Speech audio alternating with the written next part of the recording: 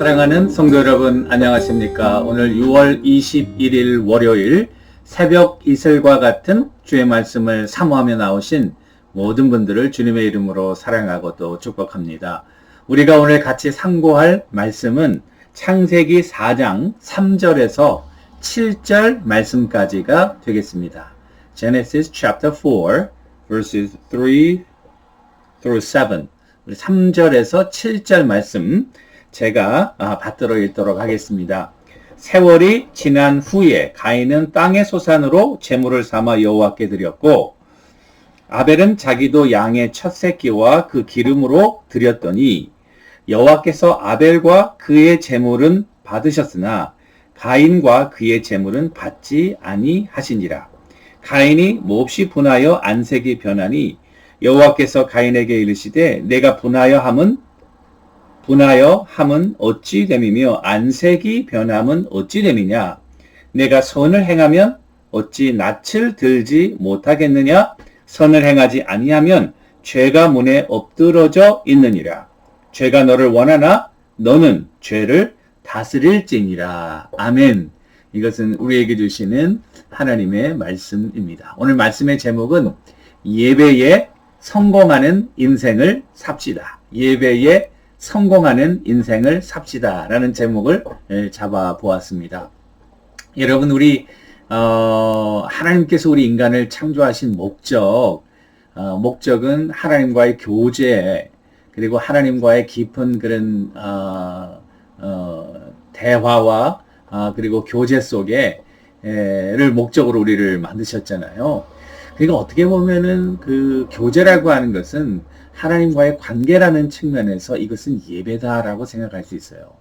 하나님께서 우리를 만드신 목적은 우리와 깊은 교제를 나누시는 거예요. 근데 여러분들과 내가 하나님과 깊은 교제를 나누는 방법은 바로 예배입니다. 그러니까 예배는 어떻게 보면은 이건 해도 되고 안 해도 되고라기보다 여러분들과 제가 하나님의 자녀로 지음을 받았다면 창조주 하나님을 기억하고 그 하나님과의 깊은 관계 속에서 살아가는 그것이 우리 인생의 목적이라는 것입니다. 우리가 세상에서 아무리 성공하고 내가 원하는 그런 꿈과 야망을 성취했다 할지라도 하나님을 경배하고 하나님을 영화롭게 하지 않는다면 그것은 인생의 실패한 그런 것이라고 저는 생각합니다. 여러분, 하나님께서 그 구약의 요점이라고 할 수 있는 그 십계명, 율법의 요약이라고 할 수 있는 십계명이 10개로 돼 있잖아요. 근데 1계명에서부터 여러분 4계명까지는 하나님에 관한 계명이고 5계명부터 이제 마지막까지는 인간에 관한 계명이다, 이렇게 알고 있지 않습니까? 예수님은 그것은 하나님 사랑과 인간 사랑으로 이렇게 나눠주셨는데요. 근데 이 1계명, 2계명, 3계명, 4계명 여러분 한번 보세요. 나 외에 다른 신들을 잊게 하지 말라, 우상을 만들지 말고 절하지 말라, 여호와의 이름을 망령되이 일컫지 말라, 안식일을 기억하라, 이 4개거든요. 근데 이게요 다 예배와 관계 있는 거예요. 예배적인 터미널로지예요. 그러니까 하나님께서 우리에게 주신 핵심적인 하나님에 관한 것은 하나님을 경배하고 하나님을 섬기는 예배에 관한 것임을 우리들에게 보여주고 있는 것입니다. 여러분, 웨스트민스터 캐티키즘에도 인생의 제일 가는 목적이 무엇이뇨? 하나님을 영화롭게 하고 그를 영원히 즐거워하는 것이다. 영원히 즐거워하는 삶, 그를 영화롭게 하고 영원히 즐거워하는 삶, 예배의 삶을 얘기하죠. 우리 인생의 제일 가는 목적이야말로 하나님을 영화롭게 하는 예배의 삶, 하나님과 올바른 관계 속에서 하나님과 깊은 교제를 나누며 하나님께 합당한 영광을 올리는 것, 내 삶의 일치, 이것이 우리의 삶의 목적이라는 사실입니다. 또 구약에 보면은 이런 사실 하나 알 수 있어요. 모세가 이스라엘 백성들을 애굽에서 이끌어낼 때에 바로에게 가가지고 우리 백성들을 이끌어내게 하는 그런 이유가 있어야 되잖아요. 출애굽기 5장 1절에 보니까 그 이유를 뭐라고 얘기하고 있냐면, 우리 하나님 여호와께 희생을 드리려 하오니 가기를 허락하소서. 우리 여호와 하나님께 희생을 드리겠다. 희생 제사를 말하거든요. 제사는 예배의 전신이잖아요. 하나님께 예배드리라는 목적을 가지고 너는 이 백성들을 내보내야 된다. 백성들을 내보내야 되는 정당한 근거가 뭐냐면 이 백성들이 하나님을 경외하는 백성들이라는 거예요. 하나님 앞에 경배해야 되기 때문에 네가 아무리 강하고 아무리 슈퍼파워를 할지라도 이 백성을 내보내야 된다는 그런 의미라는 것입니다. 그런 의미에서 여러분들과 제가 생각해야 될 것은 역시 예배는 우리 인생의 목적이다. 예배에 성공한 사람은 인생에 성공한 사람이다.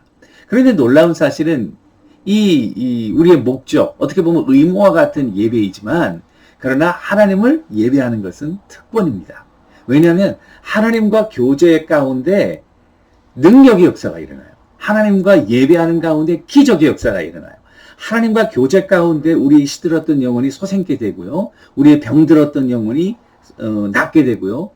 주님의 임재 앞에서는 죽은 자도 살아났잖아요.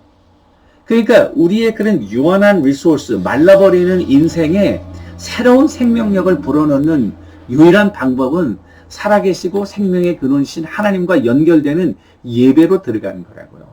그런 의미에서 예배는 단순히 의무다, 우리의 목적이다, 이거보다도 우리가 누려야 될 특권이다. 여러분들이 진정한 예배 삶을 살 때 여러분들의 삶의 능력의 풀 스케일의 캐패시티를 발휘하면서 하나님께 기쁨이 되고 여러분 자신의 삶의 기쁨과 보람이 된다는 그런 말씀입니다.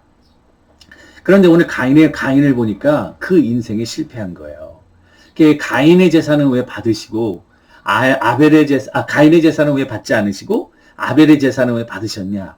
어떤 분은 가인의 제사는 피가 없어서 희생이 아니기 때문에 그랬다. 그러지만은 여러분 우리 레위기 1장에 보면은 구약의 5가지 제사가 4가지 제사는 피로 드리는 제사이지만 정말 가난하고 힘든 자들은 곡식으로 소제라는 게 있지 않습니까? 그러니까 곡식으로 드렸다고 하나님 받지 않으시는 건 아닌 것 같아요. 오늘 말씀에 보면은 가인은 뭐 하는 사람이었냐면은 농사하는 사람이었어요. 그러니까 자기의 소사물로 예배 드리는 건 그건 너무나 당연한 거죠. 그리고 아벨은 양치는 사람이었어요.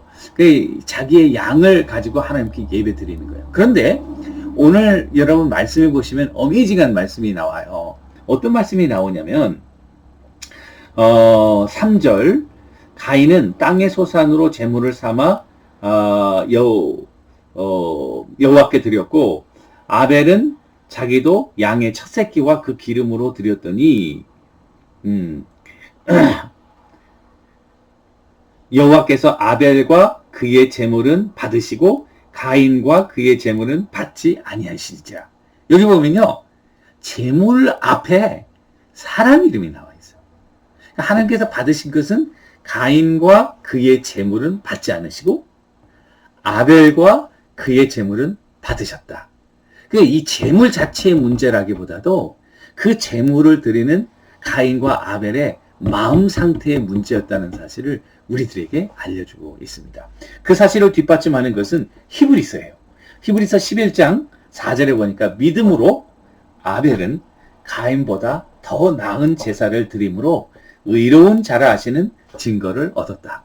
예배라고 하는 것은 하나님과 교제라는 면에서 단순히 이게 물건으로 어떻게 드리는 것이 아니라 물건을 매개체로 한 하나님과 우리 사이의 관계 회복, 이 마음을 드리는 것이구나 라는 사실을 깨닫게 되는 것이죠. 리고렌 목사님은 자기의 Purpose Driven Life에서 The Heart of Worship, 예배의 심장은 is to surrender, 항복하는 것이다. 항복한다는 게 무엇입니까? 완전한 주종관계를 분명히 하는 거예요. 나는 항복합니다. 당신이 내 삶에 You own my life. You own my everything. 그런 고백 아니겠어요? 백기를 들고 무조건 항복한다. 이 항복한다는 것은 하나님을 전적으로 신뢰하고 하나님을 전적으로 믿고 하나님을 전적으로 사랑하는 표현이죠. 그러니까 거기서 순종이 나오고 그리고 헌신이 나오는 거죠. 그것을 히브리서에서는 믿음으로 아벨은 가인보다 더 나은 제사를 드림으로 하나님 앞에 의로운 자라는 이름을 받았다는 것이죠. 그런 의미에서 아벨은요, 가인은 여기에 실패한 거예요. 그래가지고 이 예배에 실패했는데 인생의 패배자가 됐어요. 시기와 질투와 살인을 하게 되고 그 결과로 자기가 근본으로 갈던 땅을 잊지 못하고 유리방황하면서 그 인생이 예로 유리방황하는 삶, 얼마나 떠돌이 삶입니까? 정착하지 못하고 한 곳에 있지 못하는, 그것도 아무도 따라오지 않아요. 그런데 자기가 사람을 죽이고 나니까 한 곳에 있으면 누가 나를 죽일 것 같은 거야. 이미 마음에 하나님의 심판을 받은 것이죠. 여러분, 참 놀라운 일이에요. 도둑질하는 사람은 남이 자기 걸 도둑질할 것 같은 느낌이 드는 거예요. 도둑질 안 하는 사람은 아무런 마음에 그런 꺼리낌이 없는 거죠. 하나님께서 참 우리를 영적인 존재로 창조하셨다는 사실을 알 수 있습니다. 하나님 편에서는 예배하는 게 굉장히 빅딜이에요. 그래서 하나님은 예배하는 자를, 영과 진리로 예배하는 자를 찾으신다. 하나님이 인간을 만드신 목적이 예배이기 때문에 영과 진리로 나와 함께 교제할 사람을 찾는다는 거죠. 와, 이것은 예배자로 우리가 바로 서게 될 때 하나님 앞에 찾은 바 된 인생이 되고, 하나님 앞에 찾은 바 된 인생은 하나님의 장중에 붙들려서 놀라운 일을 하게 되는 것이죠. 한 가지 예를 드리고 말씀을 마무리 짓겠습니다. 제가 오늘 여러분들에게 드릴 마지막 예화는 그 영화인데요. The Chariot of Fire라고 우리말로는 뭐라고 그러는지 모르겠어요. 그런데 이것은 실화를 영화로 만든 것입니다. 그 주인공은 에릭 리들이라는 사람인데, 에릭 리들, 이 사람은 실제 인물입니다. 영국 캠브리지 출신이고요. 재능을 갖추고 훌륭한 육상 선수였습니다. 그래서 1924년 파리 올림픽에 이제 100m 단거리 선수로 영국과 이 스코틀랜드를 대표해서 나가게 된 거예요. 그런데 그 100m 정주가 주일날 하게 된 거예요. 자, 올림픽 대표로 나라의 권위를 가지고 대회에 나갔는데 주일날 예배를 드려야 되는데 이 자기 시간이 예배 시간하고 그 경기 시간이 마주치니까 이 에릭 리들이 그 경기를 포기한 거예요. 나는 하나님께 예배 드리는 시간을 포기할 수 없다. 이걸 포기한 거예요. 난리가 났죠. 본국에서는. 이 국가대표로 보내가지고 금메달을 따라고 그랬더니 그쪽에서 예배 드린다는 명목으로 그걸 저버렸으니까 매국노라는 그런 별명을 얻었죠. 그런데 이렇게 조금 어레인지 해가지고 100m 못 나간 다음에 대신에 400m 계주를 400m를 나간 거예요. 400m 계주가 아니라 단독. 훈련도 안 했어요. 400m 가가지고 금메달을 땄을 뿐 아니라 세계 신기록을 세웠어요.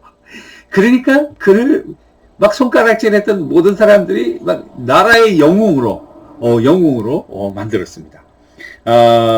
그때 이제 그는 아주 훌륭한 본국에서의 놀라운 제안에도 불구하고 1925년에 중국의 선교사로 헌신하게 되고, 그리고 20년간을 그곳에 선교하고 마지막에 일본군에게 잡혀가지고 나올 수도 있었지만은 그 수용소에 그런 한 사람을 대신 구하고 자기가 순교하는 정말 어메이징한 삶을 살았습니다. 저는 여러분들과 제가 팬데믹으로 예배도 이렇게 나와서 못 드리고 인터넷으로 드리고 참 힘들고 어려운 상황인 것 같아요.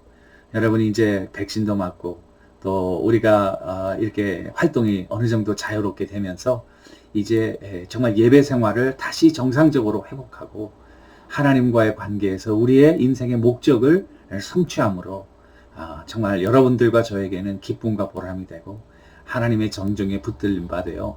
큰 하나님의 역사를 감당하시는 귀한 종들이 되시기를 주님의 이름으로 간절히 축원합니다. 기도하겠습니다. 하나님 아버지, 예배에 성공하는 인생이 진정한 승리자인 것을 깨닫게 하시고 우리 모두 영과 진리로 예배하며 예배에 성공하는 자들이 되어 하나님께는 기쁨이요 이 땅에 하나님의 영광을 드러내는 주님의 도구들이 다 되게 하옵소서. 예수님의 이름으로 기도합니다. 아멘. 여러분, 오늘도 주님과 동행하시는 여러분들과 제가 되기를 주님의 이름으로 축원합니다. 감사합니다.